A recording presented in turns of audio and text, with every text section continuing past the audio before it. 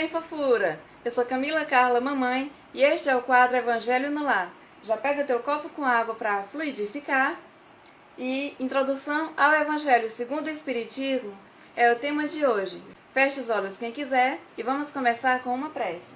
Que os ensinamentos deste livro de Allan Kardec possam entrar no coração de cada um, ajudar cada um a ter o melhor entendimento das morais, dos ensinamentos que Jesus nos deixou, e que cada um possa absorver esse conhecimento e usar da melhor forma, não só aprender ouvindo, mas também praticar para fazer o bem sempre. Assim seja. Bom, vou começar aqui com o meu resumo. Eu não vou ler o livro literalmente, tanto para evitar problemas com direitos autorais, como também para não ficar tão maçante. Quem já tiver lido, parabéns. Quem não leu, recomendo que leia. E vou começar aqui com o meu resumo. Tópico 1. O objetivo desta obra. Tópico 1. As matérias que estão nos Evangelhos podem ser divididas em 5 partes. O objeto exclusivo desta obra é o ensinamento moral. Quais são as outras 4 partes? Os atos comuns da vida do Cristo, os milagres, as profecias e as palavras que serviram para o estabelecimento dos dogmas da Igreja. O caminho infalível da felicidade esperada está na parte moral, que exige a reforma de si mesmo, ou seja, cabe a cada um mudar de dentro para fora para ser alguém melhor, de bom caráter e bom coração. A moral evangélica é admirada por todo mundo, mas tem gente que tem dificuldade para interpretar texto, há quem passe os olhos por ali por desencargo de consciência, sem prestar atenção ao que está lendo, e tem gente que nem lê, só conhece por ouvir dizer. São poucos os que conhecem a fundo a moral do Evangelho. Já fizeram a adaptação ao estilo literário moderno, mas a ciência acaba se perdendo um pouco. Para evitar isso, esta obra reúne um código de moral universal, sem distinção de culto. Era essencial colocar a explicação das passagens obscuras ao alcance de todos. O Espiritismo é a chave para compreender muitos pontos do Evangelho, da Bíblia e dos autores sagrados. O Espiritismo esclarece os mistérios do passado desde a antiguidade e abre os horizontes novos para o futuro. Cada preceito foi complementado com instruções escolhidas entre as que foram ditadas pelos espíritos em diversos países. Essas vozes do céu esclarecem os homens e vêm convidá-los a praticar o Evangelho. Tópico 2. Autoridade da doutrina espírita. Controle universal do ensinamento dos espíritos. Se os espíritos tivessem se manifestado a um único homem para revelar a doutrina espírita, ela nunca iria reunir todos. Deus quis que a nova revelação chegasse de um polo a outro, manifestando-se por toda parte através dos espíritos. O espiritismo não tem nacionalidade e é propagado pelos próprios espíritos com a ajuda dos médiuns a todos os povos. A universalidade nos ensinamentos dos espíritos é o que faz a força do espiritismo. O espiritismo é uma verdade. Os espíritos não podem ser atingidos pela matéria. O Espiritismo encontra uma garantia poderosa contra os cismas que poderiam suscitar. Individualmente, os espíritos não possuem toda a verdade em consequência da diferença que há entre suas capacidades. O saber de cada um é proporcional à sua depuração. Os espíritos de ordem mais elevada transmitem um ensinamento moral. Os espíritos vulgares não sabem mais que os homens, mas enganam e distorcem as revelações. Deve-se ter prudência. Não é porque é um espírito que ele está com a verdade acima da gente. Alguns deles estão aqui para aprender com a gente. Não é só a gente que aprende com eles. Eles também aprendem com a gente. Isso depende da evolução de cada um. Há encarnados com mais ensinamento moral, assim como também há desencarnados com mais ensinamento moral. E aí tem essa troca onde cada um vai poder melhorar seus conhecimentos. A razão é o primeiro controle para tudo que vem dos espíritos. Deve-se rejeitar tudo que for contra o bom senso. O melhor controle é a concordância no ensinamento dos espíritos, e ainda precisa ocorrer em certas condições, não é à toa. A única garantia séria é a concordância entre as revelações feitas de forma espontânea, através de outros médiuns, estranhos uns aos outros e em diversos lugares. Quando um princípio novo deve receber sua solução, ele é ensinado espontaneamente em diversos pontos ao mesmo tempo e de maneira idêntica. Falam para vários médiuns diferentes que nem se conhecem, mas é a mesma informação. E essa concordância entre todos é o que faz valer com que aquilo seja a verdade. Não é porque está de acordo com as nossas ideias que é verdade, e sim porque houve concordância. Ao estudar atentamente as comunicações chegadas de diversas partes do globo, foi reconhecida a tendência para entrar em um novo caminho, dando um passo à frente. O critério da verdade será procurado nesse controle universal. Quem leu o Livro dos Espíritos e o Livro dos Médiuns pôde receber diretamente dos Espíritos a confirmação do que tem lá. Os dois são livros muito bons. Suponhamos que certos espíritos ditassem um livro em sentido contrário. Que influência poderiam ter se são desmentidos de todos os lados pelos bons espíritos? A concordância é a garantia contra as alterações que as seitas poderiam infligir ao espiritismo. É preciso prudência antes de se apresentar um novo princípio como verdade absoluta. Os espíritos superiores abordam as grandes questões da doutrina gradualmente, aos poucos. Se o espírito diz uma coisa de um lado e milhões de espíritos dizem o contrário, a verdade não está com aquele que está sozinho. Mesmo uma ideia sendo boa, ela não consegue reunir todas as opiniões desde o começo. São necessários e até úteis os conflitos na fase inicial para se eliminar ideias falsas. Não é a opinião de um único homem, mas a voz unânime dos espíritos que fundará a ortodoxia espírita, por ordem de Deus. Aí está o caráter essencial, sua força e sua autoridade. Que pode a opinião do homem ou de um espírito apenas, menos que a gota d'água que se confunde no oceano. O juiz supremo é a opinião universal. Potentes vozes terão recebido a missão de se fazer ouvir para congregar os homens sob a mesma bandeira. É a bandeira do amor, os ensinamentos, fazer o bem aos outros, sempre. Tópico 3. Notícias históricas. Para bem compreender algumas passagens dos evangelhos, é necessário conhecer o valor de muitas palavras que estão lá, dos povos daquela época, principalmente. Samaritanos. Samaria se constitui a capital dissidente de Israel, uma das 4 divisões da Palestina. Os samaritanos viviam em guerra com os reis de Judá. Para não ter que ir a Jerusalém para a celebração das festas religiosas, construíram um templo particular e só admitiam a lei de Moisés. Seus livros sagrados eram escritos em caracteres hebraicos da mais alta antiguidade. Os judeus ortodoxos consideravam eles heréticos. Os samaritanos eram desprezados, anatematizados e perseguidos. Eles eram os protestantes desse tempo. Protestantes hoje, nos Estados Unidos, aqui no Brasil, chamados de evangélicos. Na questão de só ler as leis de Moisés, o Antigo Testamento. Respeito todas as religiões, mas não sei como está hoje. Os samaritanos só permitiam a lei de Moisés. Nazarenos. Na antiga lei, nome dado aos judeus que faziam voto de guardar a perfeita pureza, observando a castidade, abstendo-se de bebidas alcoólicas e conservando a cabeleira. Mais tarde, por alusão a Jesus de Nazaré, os judeus deram esse nome aos primeiros cristãos. Publicanos. Na antiga Roma, era assim que chamavam os cavalheiros arrendatários das taxas públicas, os cobradores de impostos. Na dominação romana, os judeus abominavam o imposto e quem era encarregado de cobrar. Portageiros. Eram os arrecadadores de baixa categoria, que cobravam os direitos de entrada nas cidades, assim como os publicanos. Eles também eram considerados como gente de má vida, em tom de desprezo. Fariseus. A tradição constituía parte importante da teologia dos judeus. Entre os doutores, o sentido das escrituras era assunto de discussões intermináveis. Daí nasceram diferentes seitas.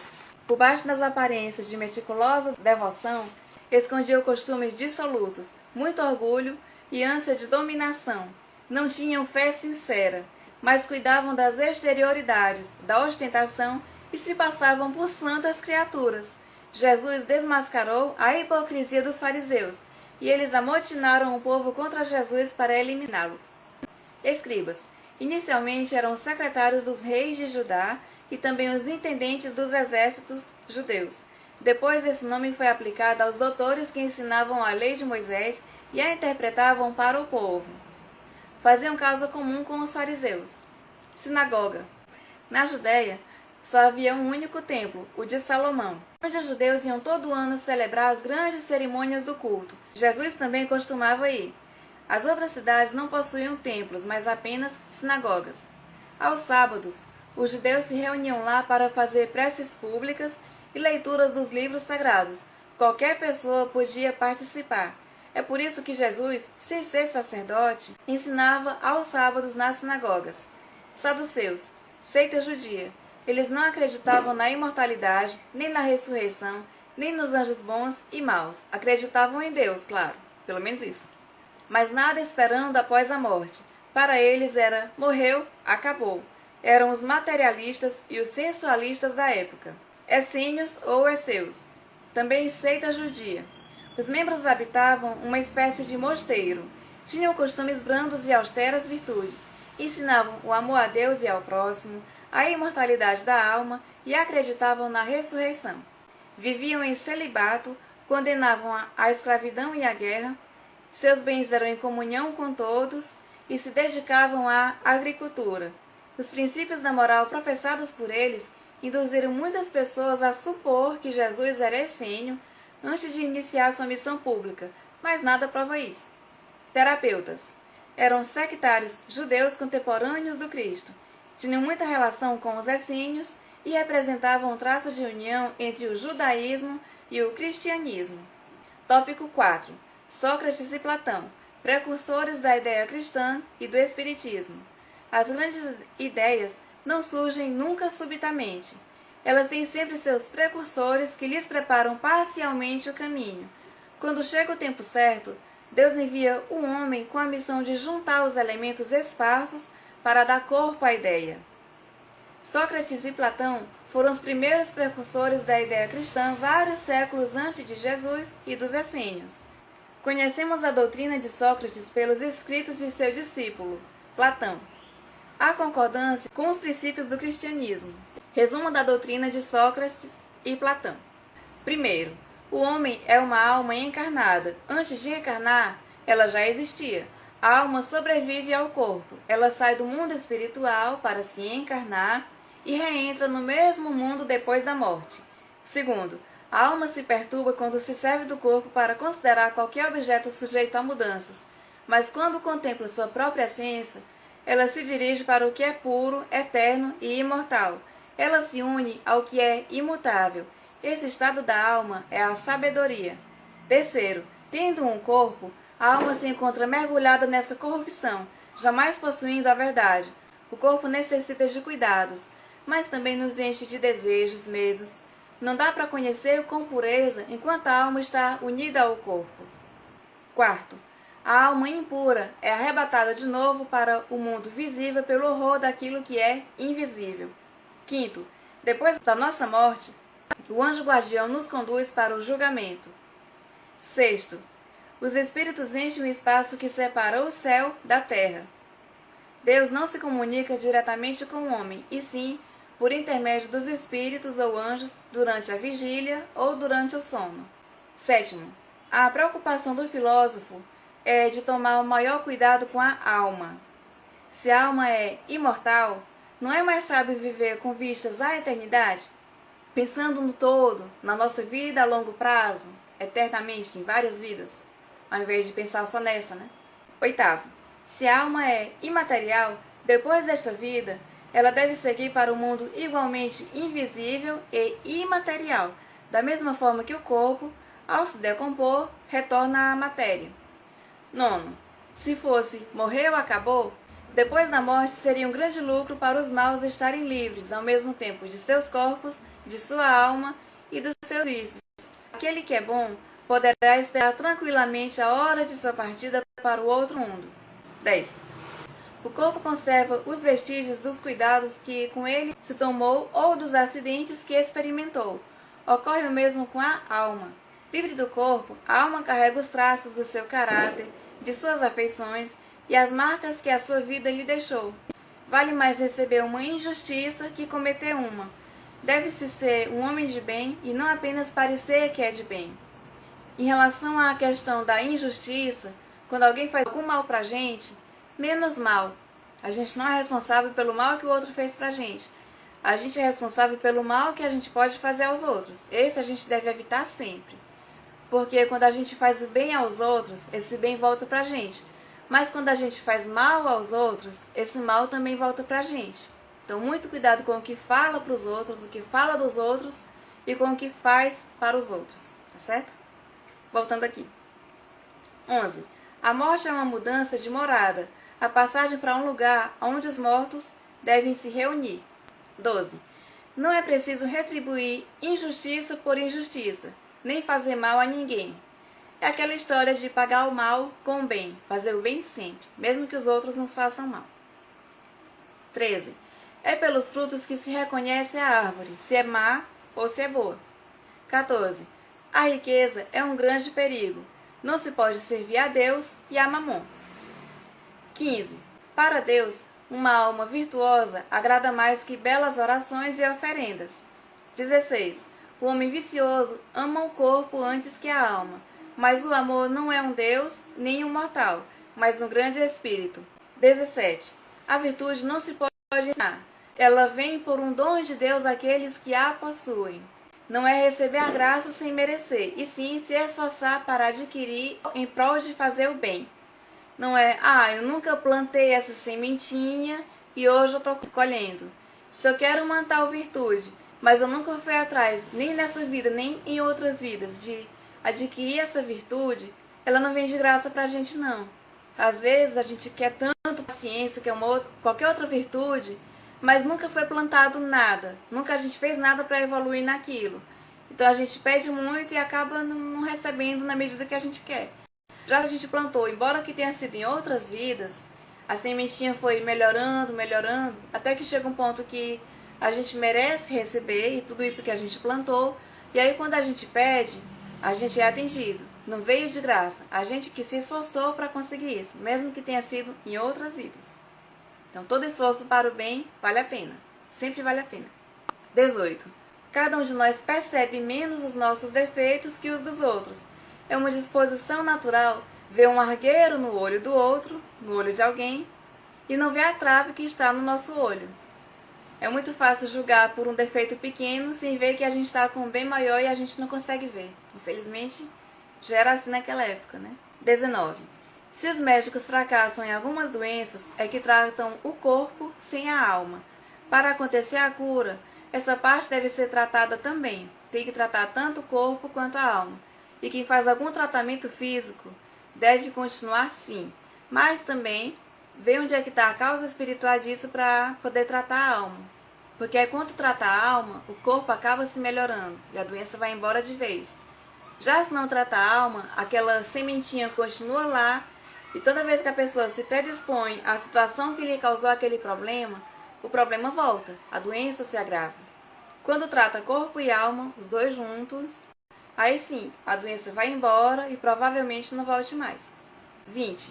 Os homens fazem mais mal do que bem. Conhecer a destinação da Terra pode reverter esse quadro.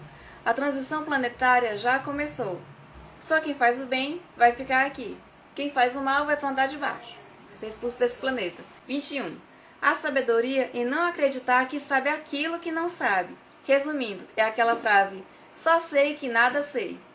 A gente tem que ter humildade para reconhecer que ainda tem muito que a gente aprender. As grandes verdades novas se estabelecem com luta e fazendo mártires. Alguns trechos aqui em Sócrates e Platão foram citando o céu e o inferno. Não é só os livros de Allan Kardec, o Espiritismo ele tem vários outros livros. Está vindo muito conhecimento do plano espiritual para que a gente possa evoluir cada vez mais.